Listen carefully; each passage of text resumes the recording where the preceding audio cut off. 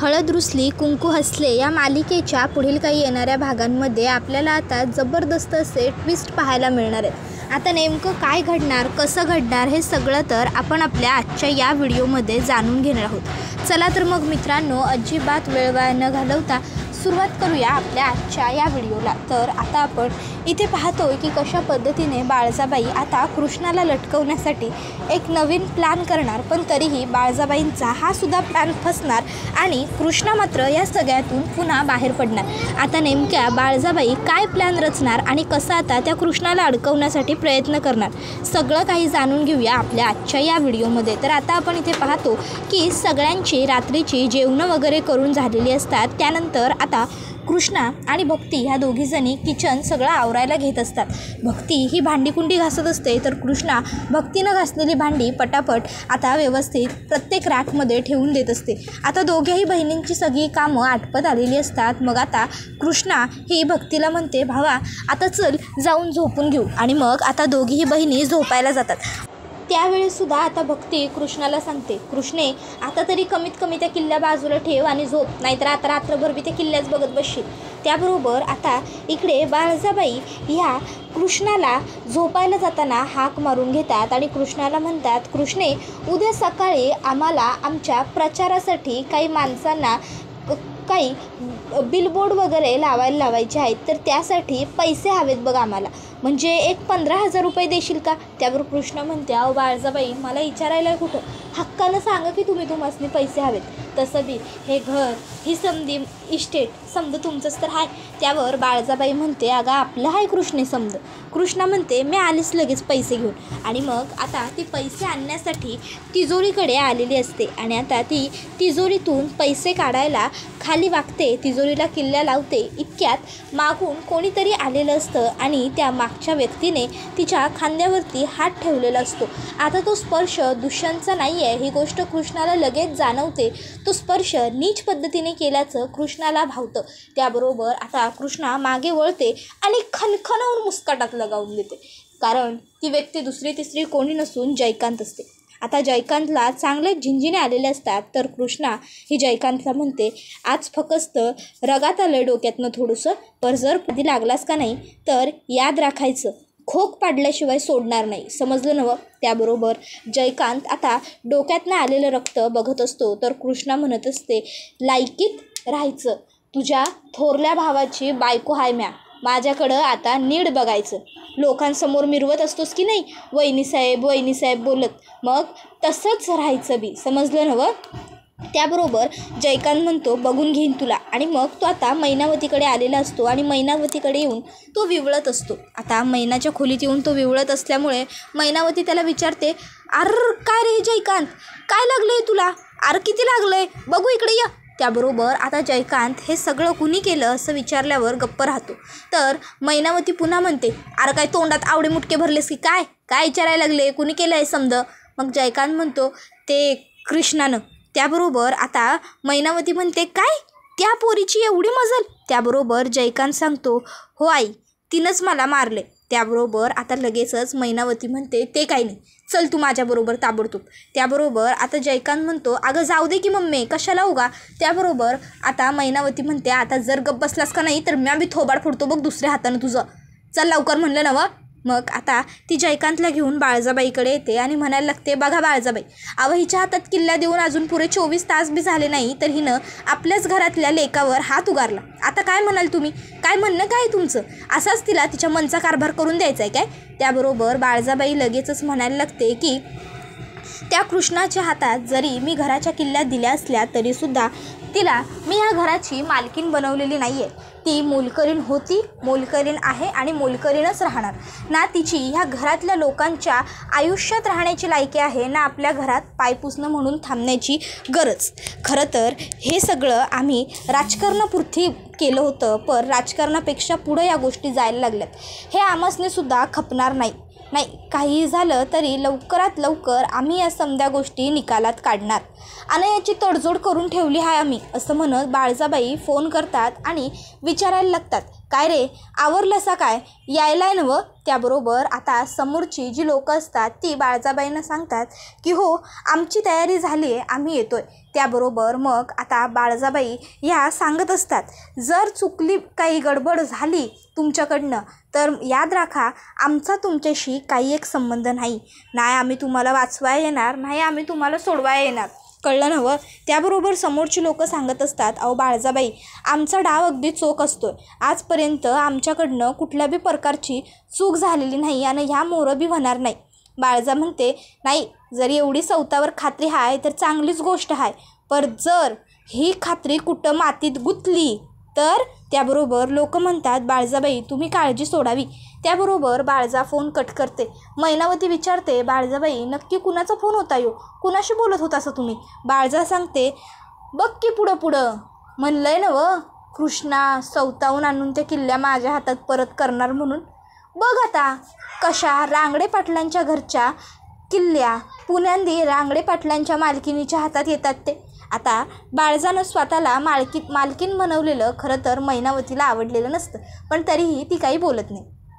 तर आता कृष्णाने बाळजाबाईला पैसे आणून दिलेले असतात, पण आता बाळजाबाई बोलत असताना कृष्णाने तिचं बोलणं ऐकलेलं नसतं. आता ती पुन्हा खोलीत जात असताना भक्ती तिला गाठते आणि म्हणते, काय गं कृष्णे अजून झोपली नाहीस होय तू? अगं बाई किती वेळ त्या किल्ल्या बघत बसणार आहेस, आता झोप की. कृष्णा म्हणते, अगं भावा नाही किल्ल्या नव्हतो बघत, म्या झोपायत जात होतो, पर अचानक बाळजाबाईंनी रस्त्यात अडवलं आणि म्हणल्या की त्यासनी पैसे पाहिजेत म्हणून. त्यावर भक्ती म्हणते, लगेच पैसे? त्यावर कृष्णा म्हणते, अगं वय ते प्रचार करायचा आहे ना व, त्यासाठी द्यायला लागतात. काय म्हणे ग त्या बिलबोर्ड छापायचे आहेत. त्याबरोबर भक्ती म्हणते, बरं आता जाऊन झोप. मग आता कृष्णा ही झोपायला आलेली असते, तर दुष्यंत हा म्हणतो, वा कृष्णा वा, काय वेळेवर आली आहेस, तुला 100 वर्ष आयुष्य. कृष्णा म्हणते, बाबो काय झालंय काय नेमकं, 100 वर्ष आयुष्य? त्याबरोबर दुष्यंत सांगत असतो, कृष्णा अगं ॲक्च्युली मला ना पाणी हवं होतं, जा ना प्लीज जरा पाणी घेऊन येशील. कृष्णा म्हणते, दुष्यंत सरकार आत्ता आलो आहे ना हो मी, आणि अजून बसलो बी नाही आहे, तर तुम्ही लगेच कामाला लावायला आहे सवय. त्यावर दुष्यंत म्हणत असतो, अरे नवरा आहे मी तुझा, तू ऐकलं नाही आहेस का, पती परमेश्वर असतो ते. त्याबरोबर कृष्णा म्हणते, ओ बुंगाट पाहुणं आता जादा व्हायलं आहे काय. दुष्यंत म्हणतो, अरे ते सगळं सोड, मी गंमत केली. बाय द वे माझ्या हातामध्ये काम आहे बघ ना, मी लॅपटॉपवर काम करतोय, तू जाणं जरा प्लीज पाणी घेऊन ये. त्याबरोबर कृष्णा म्हणते, बरं बाद झालं, तसा बी मस्का माग झाला आहे, जादा मारू नका, गच खपतोय तुमचा. त्याबरोबर दुष्यंत म्हणतो, कळतं आहे ना महाग झाला आहे मस्का, मग जा ना, कशाला उगाच वेळ वाया घालवतेस. कृष्णा म्हणते, आलो घेऊन म्या. आणि मग आता ती किल्ल्या तिथे टेबलावरती ठेवते. तसा दुष्यंत म्हणतो, नाही आयडिया ठीक आहे, पण कृष्णा म्हणते कोणी घेऊन जाणार नाही इकडनं किल्ल्या, बसलायचा ना तुम्ही, लक्ष ठेवा 2 मिनटं, मी आलो. आणि मग कृष्णा आता पाणी घ्यायला किचनमध्ये जात असताना तिला घरामध्ये 4 काळे मास्क घातलेले लोक घुसताना दिसतात. आता कृष्णा त्या लोकांना बघते आणि घाबरते. ती लोक तिजोरीच्या खोलीच्या दिशेने चाललेले असतात.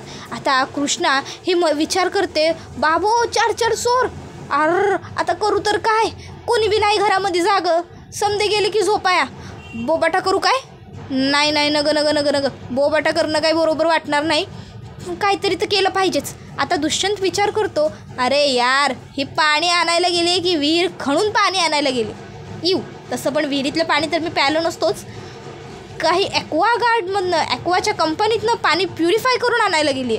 बघितलं पाहिजे असा विचार करत दुष्यंत कृष्णाकडे येतो आणि कृष्णाला म्हणतो, तुला माहिती आहे आतापर्यंत ॲक्वागार्डची जी कंपनी आहे ना तिथून पाणी आलं असतं फिल्टर होऊन. त्याबरोबर कृष्णा म्हणत असते, ओ दुष्यंत सरकार मस्करी कसली करायला आहेसा, तुम्हासनी ठावा आहे काय, अहो आपल्या घरात 4 चोर घुसल्यात, बरं झालं तुम्ही आलात, मी तुम्हासनीच बोलवा येत होतो, आता बाजार केला असतं तर ती पळून गेली असती ना व.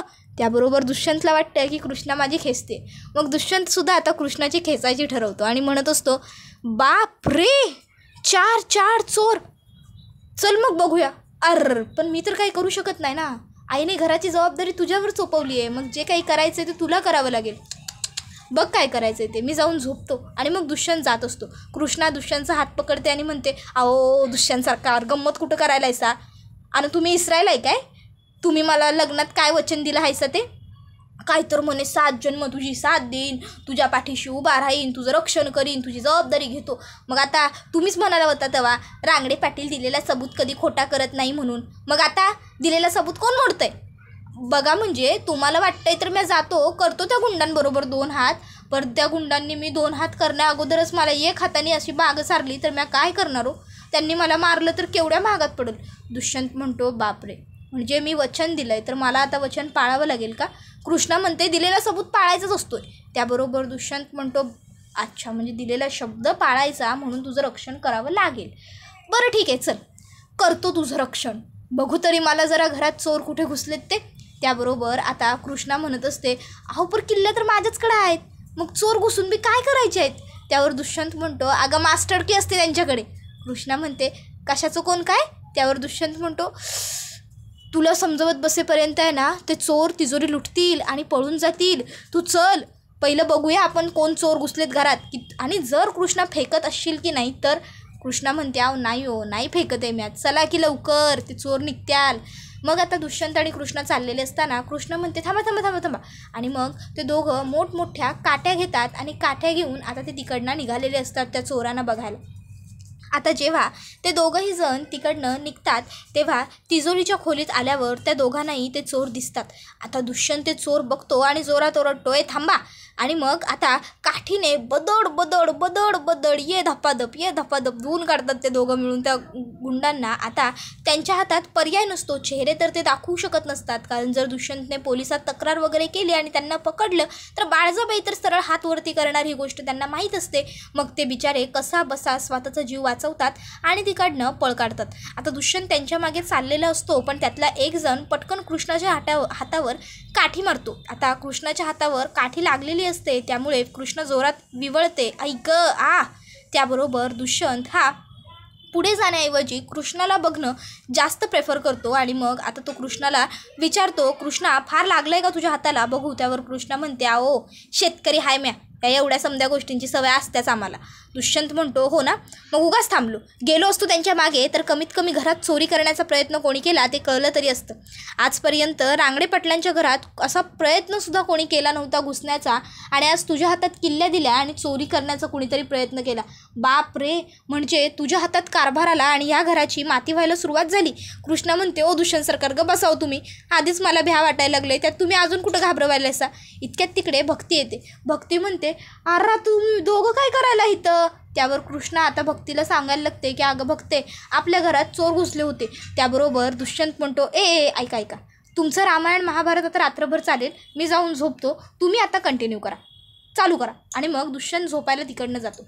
मग कृष्णा आता भक्तीला सगळा प्रकार सांगते. त्याबरोबर भक्ती म्हणते बाबो कृष्णे नशीब दाजी आलं आणि त्यांनी तुझी मदत केली म्हणून, जर आजच्याला दाजी काय आलं नसतं तर तुझं काही खरं नव्हतं. अगं पण रेम्या डोसक्याचे तुला अक्कल नाही वय, तुला बोंबलता नाही आलं का, देवानं दिलंय नवं थोबाड. त्याबरोबर कृष्णा म्हणते अगं भय भावा देवानं तोंड दिलंय, पर म्या बोंबललो असतो तर त्या चोरासनी माझा आवाज गेला नसता वय आणि ते पळून गेली नसते काय.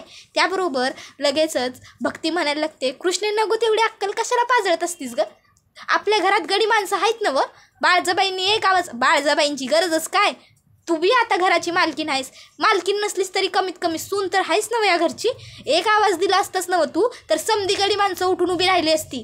त्या चोरांची काय बिशात रांगडे पाटलांच्या घरात न सोड त्या तिजोरीच्या खोलीतनं तरी बाहेर पडण्याची, बावळट आहेस का ग. जर त्या लोकांनी तुला बघितलं असतं आणि एकल्या बाईला बघून त्यांनी तुला काही केलं असतं तर. त्यावर कृष्णा म्हणते भावा आपल्या बानं काय आपल्याला पेजनी नाही पोचलेलं. त्याबरोबर लगेचच भक्ती म्हणते वय बानं तुला कसं पोचलंय ना व ते मला व्यवस्थित माहिती आहे, कारण आपण एकच बाच्या पोरी नव का.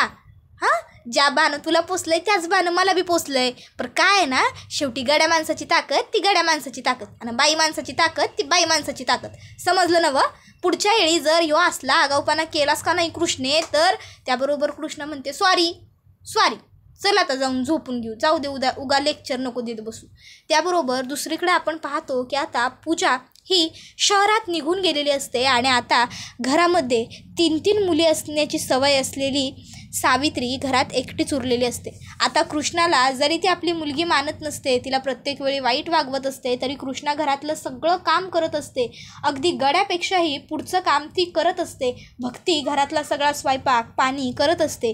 पूजा जरी काही कामाची नसली तरीसुद्धा कमीत कमी घरात ती आल्यापासून थोडी तिच्याशी बोलायची, लुडबुड व्हायची. पण आता घरात तीनही मुली नसल्यामुळे सावित्रीला जरा येड्यासारखंच वाटायला लागतं. सावित्री जाऊन आता घराच्या बाहेर दरवाजात बसते आणि म्हणत असते, त्या मेल्या काळुंद्रीचं लगीन झालं, ती मेली पनवती माझ्या घरातनं गेली आणि माझ्या घरातलं सुख बी तिच्या मागोमाग निघून गेलं. आता माझ्या घरात नाही माझी एक पोर का नाही काय, एकली मेली वनवशासारखी मी इथं बसून राहिलो. दोन पोरी असून काय उपयोग मला. भक्ती तर त्या मेल्या कार्टीच्या मागं जी गेली फक्त पाठ राखीन म्हणून ती अजून परत आलेली नाही. पाठ राखीन म्हणून गेली हाय का आयुष्यभर त्या कृष्णीचा उठारेटा करायला गेली हाय ते मला काही कळना झाले नाही. आता येऊ देस तिला माघारी, मग बघतोच जरा तिच्याकडं. नाही जर तिची बी चांगली पाखड धरली का नाही झाडू घेऊन, तर माझं बी नाव सावित्री सांगायचं नाही. आणि माझं पिलू गेलं आहे त्या शहरात.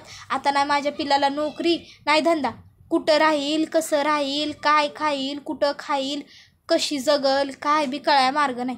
तर इकडं आता पूजा ही पोहोचलेली असते पुण्यामध्ये आणि आता ती तिथे म्हणत असते की काहीही झालं तरी मी आत्ता त्या कृष्णाला चांगला धडा शिकवणारच. शेवटी पुणे हे माझं ठिकाण आहे आणि आत्ता मी माझ्या शहरात पोहोचली आहे. कृष्णा, आता इथे माझे सगळे सोर्स मला वापरता येतील आणि तुला तुझी लायकीही दाखवून देता येईल. बघ आता पुढच्या एका आठवड्यात मी तुला तुझी लायकी कशी दाखवून देते ते.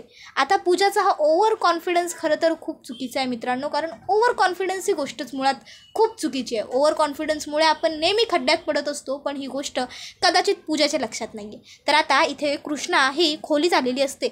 आता ते चोरबीर येऊन गेल्याच्या नंतर मग तर कृष्णाला आणखीनच जास्त टेन्शन आलेलं असतं. आता कृष्णा दुष्यंतला म्हणत असते, अहो दुष्यंत सरकार, आता ह्या किल्ल्या मी अजून व्यवस्थित जपून ठेवायला हव्या ना. नाही म्हणजे आता थोडक्यावर त्या चोरांजवळ त्या किल्ल्या बी नव्हत्या, पर त्यांच्याकडे ती आवत्ती व तुम्ही म्हणालायसा ती. त्यावर दुष्यंत म्हणतो, काय म्हटलो मी, मला नाही माहिती मी काय म्हटलो. त्यावरती कृष्णा लगेच म्हणायला लागते, ती मास्तरांची की. त्याबरोबर लगेचच आता दुष्यंत म्हणतो, मास्तरांची की, अगं नाही ग मास्टर की. त्याबरोबर लगेच कृष्णा म्हणते, हा मग तेच ते आहे म्हणून. मग जर म्या ह्या चाव्या किती बी जपल्या तरी बी त्या मास्तरांच्या की नाही. त्यावर दुष्यंत म्हणतो, पुन्हा मास्तरांची की. कृष्णा म्हणते, तेच ते मास्टर की. त्या मास्टर कीनं चोर तर चोरी करू शकतात ना व. त्याबरोबर दुष्यंत म्हणतो, काळजी करू नको, पुन्हा असं काही होणार नाही. मी सकाळी घरातल्या गडी माणसांबरोबर बोलून घेईन. तर आता इकडे बाळजाबाईंचा हा प्लॅन दुष्यंतमुळेच फेल झालेला असतो, कारण दुष्यंतने घरात जे चोरी करायला आलेले असतात त्यांना बडवलेलं असतं. कुत्र्यापेक्षा जास्त कुटलेलं असतं. ही गोष्ट आता त्या चोरांनी बाळजाबाईपर्यंत पोहोचवलेली असते की बाळजाबाई, आम्ही आमच्या कामाला आलो होतो, पर दुष्यंत सरकारांनीच आम्हाला इतकं बदडल्या की पुढलं 15 दिवस काय आम्ही हातरूनातनं उठत नाही बघा. बाळजाबाई त्या नोकरांना चांगल्या शिव्या घालत म्हणतात, उगाच रेड्यावानी पोचलंय तुम्हासनी पोचल्याचा ना काही एक उपयोग नाही आहे. आज पावतर एक बी काम सांगितलं नव्हतं तुम्हासनी. कधीतरी गाडी माणसं कामाला लागत्याल म्हणून फुकट पोसत होतो, पर तुमचा पोसून काय उपयोग झालेला नाही. ते गेंड्यासारखं झालंय तुमचं, फुकटच्या फुकट बसून नुसतं खायला लागलायसा नवं. उद्यापासून बघतो काय कोण कसं काम करत नाही ते, कामालाच लावतो समद्यांना. अरे दुष्यंत, कशा पायी लेकामध्ये पडलास, कशा पायी माझ्या पिल्यांची माती केलीस. तुझ्या त्या अतिशहाण्या बायकोच्या जवळ म्या घरची जबाबदारी दिली आहे. जर तिनं काही 19-20 केलं तर ती किती महागात पडायचं. तिच्या हातातनं किल्ल्या काढून घेण्यासाठी मी हे समद रचलं होतं आणि तूच त्याची माती केलीस. जाऊ दे आता काय बोलणार, एवढा विचार करून बाळजाबाई गप्प राहतात. त्याबरोबर हा व्हिडिओ इथेच संपतो. व्हिडिओ आवडला असेल तर व्हिडिओला लाईक करा, चॅनलवर नवीन असाल तर चॅनलला सबस्क्राईब करा आणि बेल आयकॉन आठवणीने प्रेस करा, जेणेकरून तुम्हाला पुढच्या प्रत्येक व्हिडिओचं नोटिफिकेशन मिळत जाईल आणि सर्व व्हिडिओंचा आनंद हा अगदी उत्तम पद्धतीने घेता येईल. चला तर मग मित्रांनो, आजच्या पुरतं इथेच थांबूया. पुढचा व्हिडिओ येईपर्यंत या व्हिडिओचा छान पद्धतीने आनंद घेत राहा. टाटा, बाय बाय, धन्यवाद, take care all of you.